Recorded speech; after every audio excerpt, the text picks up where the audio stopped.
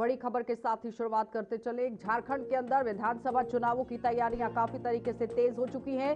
BJP के star प्रचारकों की ताबड़तोड़ रैलियां वहां पर जारी है और इस बीच में केंद्रीय गृह मंत्री अमित शाह का भी रांची का दौरा बताया गया है और ये दौरा काफी अहम होने वाला है। होटल रेडिसन ब्लू यहाँ सभागार में 9 बजे लोगों से बातचीत भी होगी, संवाद होगा, लेकिन उपचुनावों को लेकर भी किस तरह से भारतीय जनता पार्टी ने कमर कस ली है। इस बीच में झारखंड के अंदर विधानसभा चुनावों पर पूरी तरह से नजर जो है वो भारतीय जनता पार्टी की तरफ से गड़ाई गई है।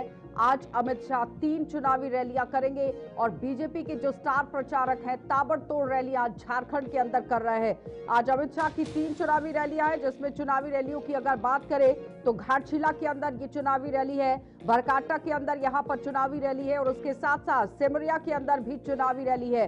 और कल प्रधानमंत्री नरेंद्र मोदी भी 2 रैलियां करेंगे, जिसमें 4 नवंबर को प्रधानमंत्री नरेंद्र मोदी झारखंड दौरे पर रहेंगे और शनिवार देर शाम यानी कि कल शाम आपने देखा केंद्रीय भाजपा के प्रवक्ता गौरव वल्लभ भी किस तरह से रांची पहुंच गए थे और भाजपा मुख्यालय से आयोजित जो प्रेस कॉन्फ्रेंस की गई उसमें हेमंत सरकार को सीधे निशाने पर लिया गया। हेमंत सोरेन को घेरने की कोशिश की गई।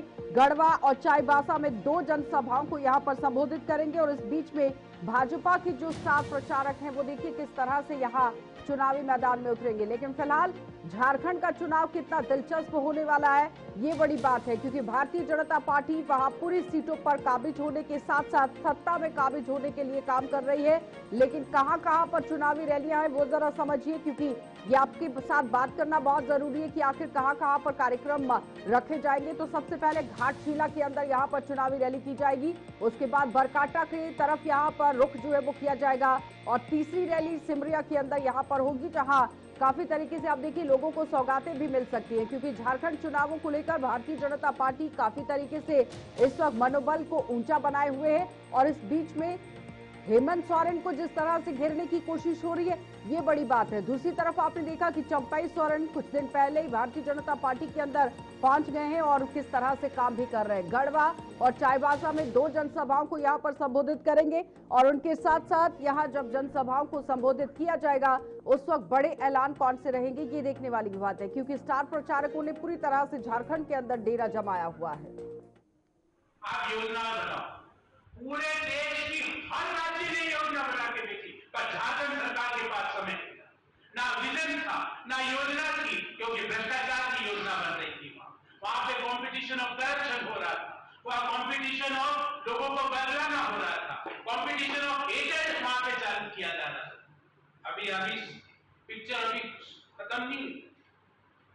प्रधानमंत्री मत्स्य संपदा योजना में भारत सरकार ने 86 करोड़ रुपया एलोकेट किया और मत्स्य संपदा से किसको फायदा होता है?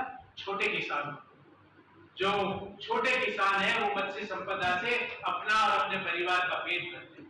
86 करोड़ में से मात्र 48 करोड़ रुपया पैसा मिल रहा है। 2.5 लाख करोड़ रुपया पिछले 5 साल में केंद्र सरकार से मिला, पर पैसा खर्च करने के लिए तो योजनाएं बनानी पड़ेगी।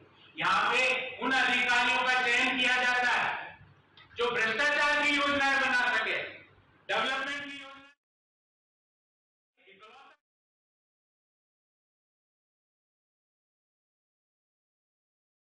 योजना। रुख करेंगे इस वक्त झारखंड से ही हमारे संवाददाता मनीष झा ने हमारे साथ ज्वाइन कर लिया है। मनीष, जिस तरह से 3 रैलियां बताई गई हैं, किस तरह का संबोधन रहेगा, कार्यक्रम किस तरह से रहेगा, पहले तो वो अपडेट कीजिएगा।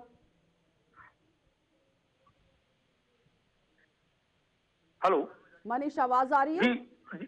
केंद्रीय गृह मंत्री अमित शाह रांची पहुंच चुके हैं। आज 9 बजे से उनका कार्यक्रम है। रांची के होटल रेडिएशन ब्लू सभागार में वो संवाददाताओं को संबोधित करेंगे। आज घाटशिला, बरकट्ठा और सिमरिया में यानी 3 बैक टू बैक उनकी जनसभाएं हैं यहाँ और ये तीनों कंप्लीट करने के बाद वो लौटेंगे। प्रधानमंत्री का भी 4 नवंबर को यहाँ दौरा है झारखंड में, यानी झारखंड की अगर बात किया जाए तो काफी महत्वपूर्ण है। अभी 5 से 7 दिन में भारतीय जनता पार्टी के जो तमाम दिग्गज नेता हैं वो झारखंड आएंगे और अपनी बात रखेंगे। कौन सी बड़ी सौगात मिल सकती है जनता को, क्योंकि चुनावी समय है और आप भी जानते हैं बेहतर तरीके से कि जो लुभावनी वादे अक्सर देखने को मिलते हैं। क्या लगता है कि आज कौन सी वाली सौगात यहाँ पर बरकाटा के अंदर मिल सकती है?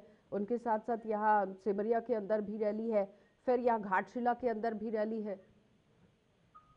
सामान्यतः जब हम लोग पिछला रिकॉर्ड देखते हैं तो सबसे अच्छे वक्ता के रूप में प्रधानमंत्री मोदी हैं और उनके चेहरे को ही भारतीय जनता पार्टी हमेशा से आगे करते रहे हैं। तो अनुमान है 4 तारीख को जब वो झारखंड आएंगे तो उस समय बड़ी घोषणाएं होंगी। अभी अमित शाह घोषणा कर सकते हैं, परंतु नहीं मनीष, अभी जिस तक का तरह जो से रिकॉर्ड बताया रहा गया है है कि आज बीजेपी अपना घोषणा पत्र जारी कर सकती है जिसमें झारखंड के गठन को लेकर बात होने वाली है, और उसके साथ साथ 150वीं जो जयंती के उपलक्ष्य पर कुछ ऐसे बिंदु रहेंगे जिन पर फोकस किया जाएगा। उस हवाले से कोई आपके पास अपडेट?